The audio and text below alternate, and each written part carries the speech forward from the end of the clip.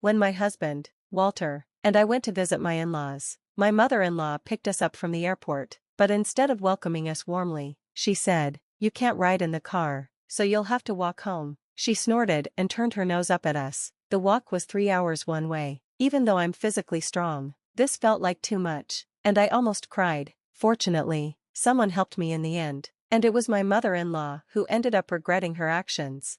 My name is Jennifer. I'm 30 years old and married to Walter, who is 2 years younger than me. I love mountain climbing, and we met in college through the mountain club. Walter is handsome and popular with women, so when he asked me out, I was surprised. I wondered, why me? Walter told me, Jennifer always moves forward silently, even on the hardest paths, without complaining. That's what I like about her. Walter works for a well-known company and earns a good salary. We've been happily married since our wedding, much like how things were when we were in college. However, one thing bothers me. Oh, it's a call from Mom. Sorry, I need to talk to her, Walter said during dinner as he rushed to his room with his phone. His mother calls him every 2 days. She adores her son, and Walter is very kind to her. Sometimes, I even wonder if he's a bit of a mama's boy, but since she raised him well, I try to respect her, too. It seems, though, she doesn't feel the same about me. Before we got married, when we went to visit my in-laws, she wasn't happy to see me. Jennifer is 2 years older than my son. She's almost 30, she said, clearly displeased. She seemed unhappy the whole time. Walter's father, however, didn't mind. He said, "It's fine, love conquers all. Jennifer seems reliable, and she's perfect for Walter, who can be a bit weak at times." But that only seemed to make my mother-in-law angrier. Since she couldn't argue with her husband directly, she started picking on me in secret. One time, she said, "Oh no, Jennifer, it looks like the snacks I gave you have gone bad. I'll get new ones." After intentionally giving me spoiled food, she would make a face, snort, and twist her lips whenever she harassed me. But I didn't let it bother me. I smiled and said, "It's okay, I can eat it," and I cut off the bad part of the dried fruit and ate the rest. My mountain climbing experience had taught me to eat what I could, even if the food wasn't great. Walter and his father laughed. "That's just like Jennifer." Walter's father then said, "Honey, that's not right. Don't give Jennifer something like that." Despite the situation, the mood remained light. I laughed, but I didn't miss the sharp look my mother-in-law gave me, or the slight sound of her clicking her tongue. There were other incidents, like when she said, "Look, I went to Italy last week and bought souvenirs." She gave Walter a high-quality branded tie, but for me, she handed over a cheap, flimsy t-shirt with a fake-looking logo, clearly a knockoff. "Come on, Walter, try on the tie. Jennifer, you try on the shirt too," she said. I saw that familiar expression on her face and realized this was another one of her little ways to harass me. I forced a smile and said, I can't wear a tie with casual clothes." I added, "I'm not up for it right now either," trying to keep the mood light, but inside, I was fed up. Later, I only used that t-shirt for chores like weeding in the summer or as a joke to show my friends in photos. I hated even looking at it. Her harassments were subtle, only I could really tell they were intentional. When I told Walter, he would just say, "Mom's a bit quirky, so just forgive her." But the small acts of malice slowly wore me down. We lived about an hour away from my in-laws, and the fact that we could easily visit them whenever they wanted was a constant source of gloom for me. Then one day, Walter gave me sudden news. "Jennifer, I'm sorry, but I've been transferred to a new location. It starts next month, so we'll need to start preparing," he said. Though Walter apologized, I secretly felt relieved. This transfer would give us an excuse to put some distance between us and his mother. Plus, the new location was close to my parents' home, which felt like moving from stress to comfort. "Got it. I'll take care of the preparations and ask my family for help," I said cheerfully, excited to get away from my mother-in-law's constant petty harassment. While I was a little nervous about starting a new life, most of my feelings were about the relief of being free from her. We moved, and I thought I could finally put some distance between us, but soon after settling in, I got another call from her. "Hello, Jennifer, where have you been? You didn't answer the phone. You're not neglecting my son while hanging out at your parents' house again, are you?" she asked, clearly accusing me. I wanted to sigh heavily, but I held back and replied, "I'm sorry, I couldn't answer earlier. I was in line at the checkout." Walter might be tired in this new environment. I wanted to support Walter with nutritious meals since he was adjusting to the new environment, but my mother-in-law started calling every 2 days. Even though we saw each other less, we talked more, though it was mostly her making snide comments. She'd say things like, "My son is sensitive. I wonder if someone with such thick skin like Jennifer can understand him. His high school girlfriend was so delicate, but his taste has really changed," making remarks that made me uncomfortable. I began to wonder if she was using me as her outlet for stress. I felt like a trash can for her frustrations. What hurt the most were her comments about children. She'd say, "Jennifer, you're already 30, aren't you? What do you think about having children? I wonder if, being older than my son, you can have a normal child." I was shocked that someone would say such a thing in this day and age, since this was already a sensitive topic for me. I cried after hanging up the phone. Did she really think I wouldn't be hurt by her words? The calls kept coming, but I responded politely to avoid causing any drama. Maybe she got bored of not getting a reaction from me because the number of calls gradually decreased. I felt relieved, deeply. On New Year's Day the following year, Walter and I went to visit my in-laws. They were supposed to pick us up from the airport. When we arrived, Walter's dad greeted us warmly. "Hey Walter, Jennifer, long time no see." His friendliness was a relief since I had been dreading seeing my mother-in-law. "Happy New Year, Mom and Dad," Walter said. "Happy New Year," I added. We exchanged New Year's greetings, but my mother-in-law didn't even look at me. Maybe she was angry because I had been distant on the phone. It was a tense and awkward situation, and I wasn't sure how I'd get through it. Walter's father, trying to lighten the mood, said cheerfully, "You must be tired from the journey. Shall we take a break at the airport cafe?" "Oh, that's a great idea. Isn't there one on the second floor?" Walter responded, and we all headed to the cafe. While the men chatted away, my mother-in-law and I sat in silence. After we ordered, I got up and said, "Excuse me, I'm going to the restroom," hoping for a moment to gather myself. "Oh, maybe I'll go too," my mother-in-law said, standing up to follow me. I immediately had a bad feeling about it.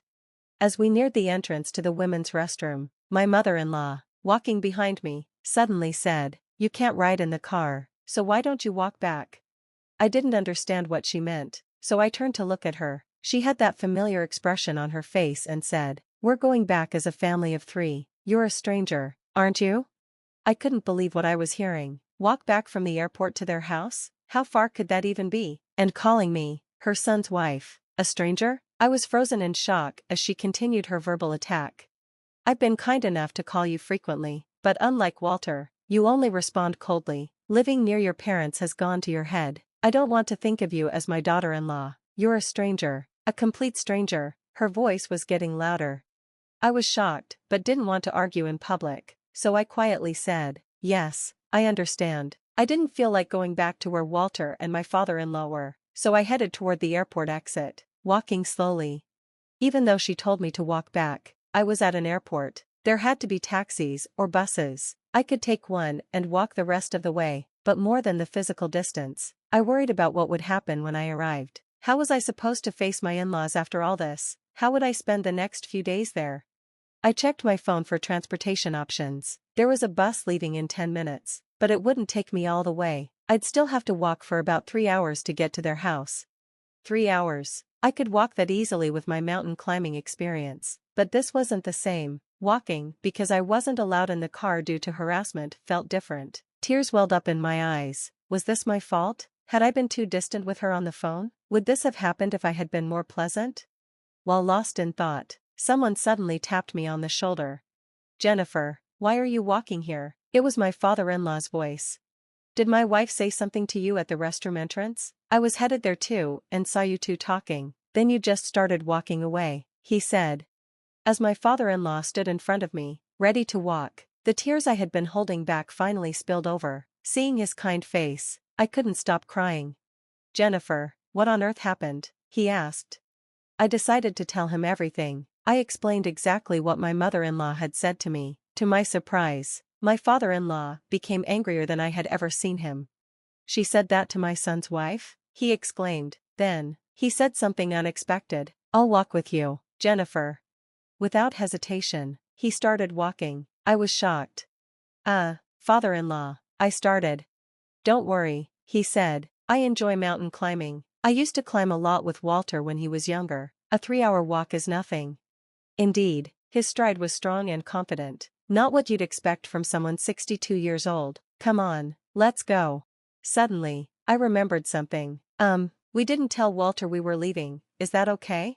In my shock over my mother-in-law's words, I had just walked off without thinking. Father-in-law reassured me, Walter will be fine. She'll probably talk him into waiting. I'll contact him.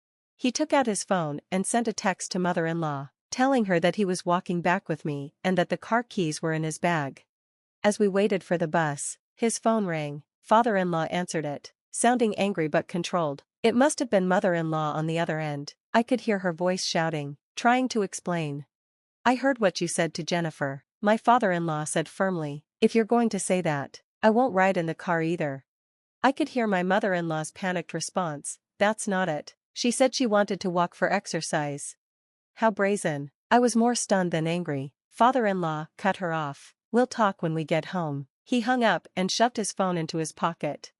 A moment later, my phone started ringing. It was definitely mother-in-law trying to call me. Father-in-law and I exchanged looks. We both decided to ignore it. I wasn't in the mood to deal with her. We silently boarded the bus and, once we got off, continued walking. This way's a shortcut, father-in-law said. There's a slope for a while, but let's do our best. With his occasional advice, it felt like we were mountain climbing together. However, I hadn't planned on walking so much today. I was wearing regular boots, and father-in-law was in leather shoes. This wasn't ideal for such a long walk. During the journey, I barely spoke but eventually asked, father-in-law, are your feet okay? Will walking in those shoes hurt after a while? He glanced at my feet, noticing my boots, and squinted thoughtfully. I guess we're in the same boat, my father-in-law said, sighing. Making a woman walk such a long distance in those shoes, unbelievable. We thought about calling a taxi, but neither of us suggested it. We both wanted to spite my mother-in-law. But Jennifer, you're strong, he added, walking such a long distance without complaining. That's probably why Walter was drawn to you. Hearing that made me feel a bit happy. We continued our walk, stopping at a grocery store for drinks to stay hydrated. After about 3 hours, as the sun was setting, we finally arrived at my in-laws' house. Their car was parked outside, so my mother-in-law and Walter were already home. We're back, my father-in-law said as he opened the front door. Walter rushed over.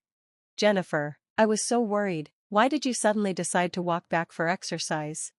Did Mom tell you that? I asked, surprised. That's not what happened. Mom told me to walk back. Father-in-law, now sitting tiredly on a chair, added, Jennifer didn't choose to walk. Your mom told her to. Mother-in-law came out of the living room, her face pale and shocked. No, that's not it. It's a misunderstanding, she stammered. What misunderstanding? I couldn't stay quiet anymore. You said, since you can't ride in the car, why don't you walk back, didn't you? That's the truth. I'm not going to lie about it. I smiled bitterly, adding, I was reminded of my mountain climbing days. That 3-hour walk was good exercise. Walter turned to look at his mother. He knew I wasn't the type to lie. The three of us, Walter, father-in-law, and I, stared at her.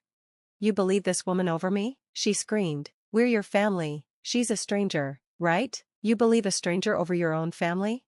So I'm not allowed in the car because I'm a stranger? I said quietly. Mom, I can't believe you would say something like that, Walter said, his voice trembling with anger. Jennifer is an important part of my family. I wanted you to feel the same way. Walter clenched his fist, visibly upset. If you're going to treat Jennifer like this, I'm done with you. Mom, I won't answer your calls anymore, and don't contact Jennifer either. With that, he took my hand and said, let's go. Wait, Walter, his mother called out. But Walter slammed the door behind us without looking back. He held my hand tightly as we left. A year later. Hey, Jennifer, Walter, over here, you can see the view really well, Walter called out. Walter, my father-in-law, and I were mountain climbing together. 6 months after the New Year's incident, Walter received a transfer order, and we moved back to our previous home. After that, father-in-law decided to divorce my mother-in-law and move to a place near us. We started climbing together on weekends, and it became a regular activity. Shall we have lunch here? Walter suggested when we reached the summit. We eagerly began preparing our meal, and as we worked, father-in-law started talking. Your mom went on a spending spree after the divorce, he said. Even though we divided everything fairly, she's already having financial trouble. I think she was lonely. The divorce was tough on her, with all the crying and screaming.